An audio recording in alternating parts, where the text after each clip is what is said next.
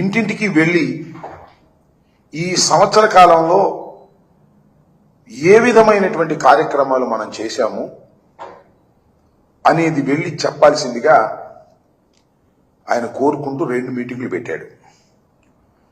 ఒకటి జూన్ 23న ఆ రోజు ప్రకటించారు సుపరిపాలనకు తొలి అడుగు అని. మళ్ళా నిన్న ఒక మీటింగ్ పెట్టారు. ఆ మీటింగ్ లో కూడా అందరికీ కూడా మీరు ఆషామాషిగా తీసుకోవద్దు, ఇది చాలా సీరియస్ విషయం అని పెట్టారు. ఈ 2 మీటింగులు కూడా నిశితంగా పరిశీలించిన లేదు వారి పత్రికల్లో, అంటే వారికి సంబంధించిన పత్రికలు నేను ప్రత్యేకంగా పేర్లు చెప్పవలసిన అవసరం లేదు, కానీ ఆ పత్రికల్లో వచ్చిన వార్తలను పరిశీలించినా మనకు అర్థమయ్యేది ఏమిటంటే చాలా పేలవంగా ఈ మీటింగులు జరిగాయి. No response. పెద్ద ఆయన అనుకున్న స్థాయిలో రెస్పాన్స్ రాకపోగా నిన్న సమావేశంలో ఆహ్వానితుల్లో 56 మంది గైరు హాజరయ్యారట. దానిలో చిత్రం ఏంటంటే 15 మంది శాసనసభ్యులు రాలేదట. ఆ 15 మంది ఎక్కడున్నారో తెలుసా? విదేశాల్లో విహరిస్తున్నారట. దీన్ని బట్టి అర్థమవుతున్నది ఏంటి? ఎమ్మెల్యేలకు పెద్దగా పట్టల. ఎందుకు పడుతుందని అడుగుతా ఉన్నా. చంద్రబాబు నాయుడు గారు వారికి టిక్కెట్లు ఇచ్చి ఒక్కొక్కరిని 50 కోట్లు 100 కోట్లు ఖర్చు పెట్టించిన తర్వాత వాళ్ళు ఏ పనిలో ఉన్నారో మీకు తెలుసు, నాకు తెలుసు, చంద్రబాబు నాయుడు గారికి కూడా తెలుసు. ఈ 50 కోట్లు ఎలా పీక్కుందాం, ఈ 100 కోట్లు ఎలా పీక్కుందాం? ఇసుక అమ్ముదామా, మట్టి అమ్ముదామా, బెల్ట్ షాపులు పెడదామా, లేకపోతే గంజాయి వ్యాపారం చేద్దామా, లేకపోతే బియ్యం వ్యాపారాన్ని తరలిద్దామా? ఇదే పనిలో ఉన్నారు. ఎక్కడైనా ట్రాన్స్ఫర్లు బోనస్ఫర్లు ఉంటే క్యాష్ తీసుకుని ట్రాన్స్ఫర్ చేద్దామా? ఈ పనిలో ఉన్నారు తప్ప సంక్షేమ కార్యక్రమాల్ని అమలు చేయడంలో కానీ రాష్ట్రంలో అభివృద్ధి తీసుకురావడానికి కానీ ఈషన్ మాత్రం కూడా పనిచేసే కార్యక్రమంలో లేరు. అయినా కూడా చంద్రబాబు నాయుడు గారు మా పరిపాలన మంచి పరిపాలన, మంచి ప్రభుత్వం డైలాగ్ బాగుంది కదా. మీరు చూస్తే ఎన్నికలకు ముందు చంద్రబాబు నాయుడు గారు బ్రహ్మాండమైన డైలాగులు చెప్పారు. బాబు షూరిటీ, భవిష్యత్ గ్యారంటీ. బాబు షూరిటీ అంట, భవిష్యత్ గ్యారంటీ అంట. ఏ భవిష్యత్ గ్యారంటీ నాకు అర్థం కాల. బాబు షూరిటీ, భవిష్యత్ గ్యారంటీ అని ఇంటింటికి ఓరు కొట్టారు. సంవత్సర పాలన అయింది. ఇప్పుడు ఏమంటున్నారు తెలుసా మీకు? బాబు షూరిటీ, మోసం గ్యారంటీ. ఈ సంవత్సరంలో మోసం మాత్రం బ్రహ్మాండంగా గ్యారంటీగా చంద్రబాబు నాయుడు గారు ఇచ్చారు అని. మాది మంచి ప్రభుత్వం. ఎవరు చెప్పుకుంటున్నారు? ఆయనే చెప్పుకుంటున్నాడు, జనం చెప్పుకోవట్లే. జనం ఏం చెప్పుకుంటున్నారు తెలుసా? హామీలు ఇచ్చి ముంచిన ప్రభుత్వం చంద్రబాబు నాయుడు గారిది అనేటువంటి మాట చెప్పుకుంటున్నారు. అసలు ఒక విషయాన్ని ఇక్కడ నేను మీకు చెప్పాలి, రాష్ట్ర ప్రజానీకానికి తెలిసిందే.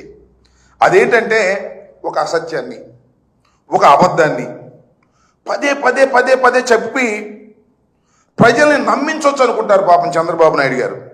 అదే ఆయన సిద్ధాంతం. రాజకీయాల్లో వచ్చిన దగ్గర నుంచి అదే. ఒక అసత్యాన్ని, ఒక అబద్ధాన్ని చెప్పడం, దాన్ని ప్రచారం చేయటం. ఆయనకి నేను ప్రత్యేకంగా చెప్పాల్సిన అవసరం మీ అందరికీ తెలుసు. మీడియా బలం చాలా స్ట్రెంగ్త్ ఉంది. ఆయన ఒక్క అబద్ధం చెబితే ఆ అబద్ధాన్ని నిజమని ప్రచారం చేయడానికి ఎల్లో మీడియా 1 2 3 4 5 10 ఛానల్ దాకా ఉన్నాయి. ఇవి కాక మళ్ళా సోషల్ మీడియాలో ఆయన యూట్యూబ్లు పెట్టుకుని కొంతమందిని పోషిస్తున్నారు. అంటే ఒక అసత్యాన్ని, ఒక అబద్ధాన్ని పదే పదే చెప్పి ప్రజల్ని నమ్మించాలనేటువంటి ప్రయత్నం చేసేటటువంటి వ్యక్తి నారా చంద్రబాబు నాయుడు గారు. అది ఆయనకున్నటువంటి బలం అనుకుంటున్నారు. అది ఆయన బలహీనత. ఒకసారి చెప్తే వింటారు, 2 సార్లు చెప్తే వింటారు. పదే పదే చెప్తే ఎవరు వినేటువంటి పరిస్థితి ఉండదు. నేను ఒక మాట అంటున్నాడు చంద్రబాబు నాయుడు గారు, 2019లో మనం ఎందుకు ఓడిపోయామంటే మనం చెప్పుకోలేకపోయాం చేసిందని. ఏం చేసావు నువ్వు చెప్పుకోవడానికి? నాకు అర్థం కాల. 2019లో ముందు ఎన్నికల్లో 2014లో ఏమి ఇచ్చాడు చంద్రబాబు నాయుడు గారు? పెద్ద హామీలు ఏమి ఇచ్చాయంటే మీ అందరికీ తెలుసు. రైతు రుణమాఫీ అన్నాడు.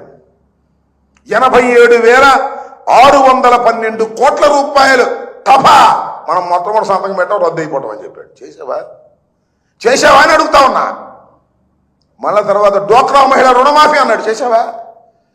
ఏ ఒక్క హామీని 14లో ఇచ్చినటువంటి హామీని నెరవేర్చలేదు, తుక్కుతుక్క ఓడిపోయావు. మళ్ళీ ఇవాళ అద్భుతమైనటువంటి హామీలు ఇచ్చావు.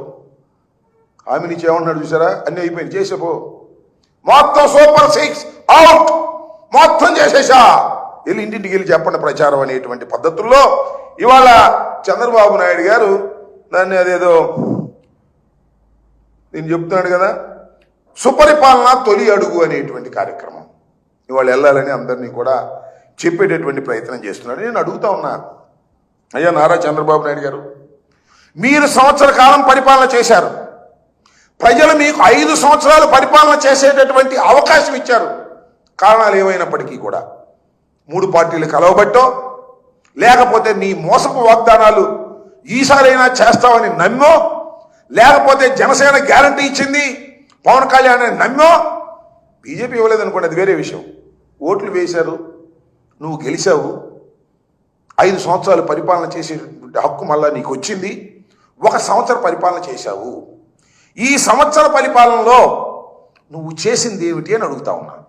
ఇచ్చిన హామీలను నెరవేర్చావా? ఇంకా చెప్తున్నాడు ఆయన, చెప్పే మాట ఏంటంటే చేసిన పనులు పదే చెప్పాలంట.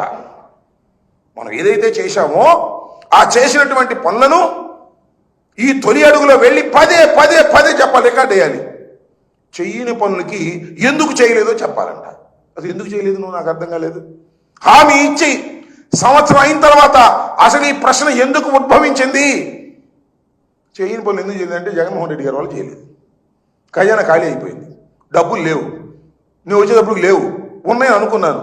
ఇలాంటి దొంగ మాటలు చెప్పేటటువంటి కార్యక్రమానికి ఇవాళ చంద్రబాబు నాయుడు గారు తెరదీసేటటువంటి ప్రయత్నం చేస్తూ ఉన్నారు. మీరు చూసినట్లయితే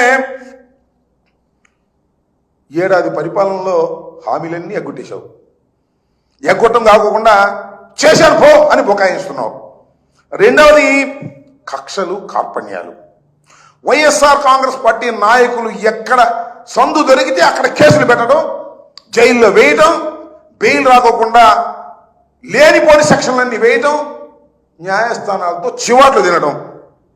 ఇది ఇంకో పక్కన చూస్తే ఎమ్మెల్యేలు ధనార్జన, దౌర్జన్యాలు ఇష్టం వచ్చినట్టుగా చేయటం. వీటన్నిటికీ రింగ్ లీడరు మనోడే. ఎవరు? చంద్రబాబు నాయుడు గారు అబ్బాయి లోకేష్ గారు. లోకేష్ గారు క్యాష్ తీసుకోవడం, సూట్ కేట్లు సర్దటం, ఇదే పనిలో ఉన్నారు తప్ప ప్రజలకు మేలు చేయాలి అనేటువంటి కార్యక్రమం ఒక్కటి కాబట్టి ఒక్కటి చెప్పండి. మీరు ఆ రోజున కూడా 2014-19లో కూడా అమరావతి పేరు చెప్పి ఎంత అవినీతికి పాల్పడ్డారో నేను ప్రత్యేకంగా చెప్పాల్సిన అవసరం లేదు. మళ్ళీ ఇవాళ మొదలు అమరావతి 55,000 ఎకరాలు, అవి కాదంట, ఇంకో 45,000 ఎకరాలు. తన దూరం కంత లేదు, మెడకో డోలంట, ఇచ్చినాడికి దిక్కు లేదు. మళ్ళీ 52,000 కోట్ల రూపాయలు అప్పు. ఇది కాక మళ్ళా అప్పు. ఈ అప్పంతా తీసుకొచ్చి 1,00,000 ఎకరాల్లో 1,00,000 కోట్లు, 2,00,000 కోట్లు పెట్టానని పెట్టి డబ్బు చేసుకునే కార్యక్రమం చేసుకున్నటువంటి దుర్మార్గమైన పాలన ఈ సంవత్సరం పాటు చేశారు. ఈ సమర్పణం చేసి దీనికి వాళ్ళ సుపరిపాలన అని పేరు పెడితే ఎవడు నమ్ముతాడన్నా? ఒక దుర్మార్గమైనటువంటి పాలన ఈ 1 సంవత్సరంలో చూసాం.